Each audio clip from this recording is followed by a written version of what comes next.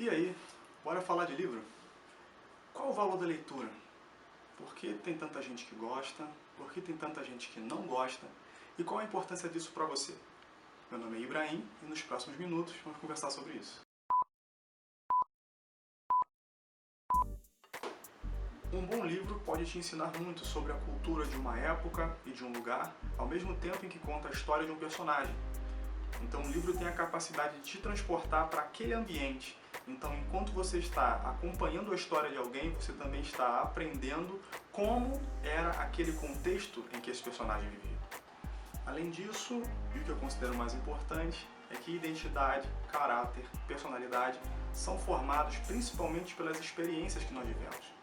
Então eu considero que dificilmente eu teria condições de viajar ou de ter acesso a grandes personalidades.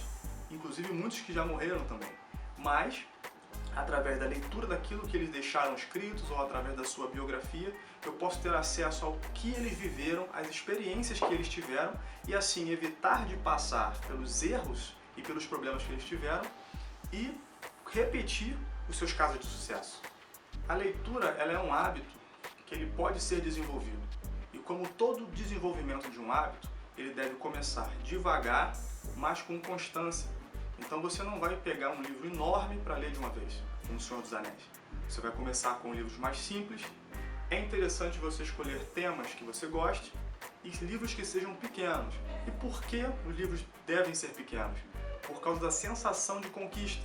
Se você escolher um livro muito grande, quando você percebe que vai demorar muito para acabar, isso pode ser um fator desmotivador. Mas quando você tem um livro curto, você vai tendo pequenas vitórias. Isso é muito interessante. E agora eu posso te dar algumas recomendações. Comece lendo livros que são recomendados por alguém que já leu, que já gostou, alguém que você confia. Considere a possibilidade de ler livros digitais, porque eles são mais fáceis de serem encontrados e são bem mais baratos. Se você tem um iPhone, você pode ler pelo iBooks. Se você tem qualquer smartphone, você pode ler pelo Kindle, entre outras plataformas. Mas o interessante disso é que você tem acesso a muito mais do que você teria numa biblioteca comum, numa livraria comum, além de ser consideravelmente mais barato.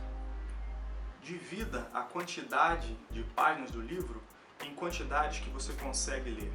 Por exemplo, um livro de 100 páginas e você sabe que você não consegue ler mais de 10 páginas por dia, divida de 10 em 10. Não tente passar e não se contente em ler menos do que isso. Isso faz parte do seu treinamento. E, para finalizar, eu deixo a recomendação do apóstolo Paulo. Examinai tudo e retende o que é bom. Então por hoje é só. Deixa aí o seu comentário, a sua recomendação de livros e conte um pouco da sua história, da sua relação com a leitura. Até a próxima!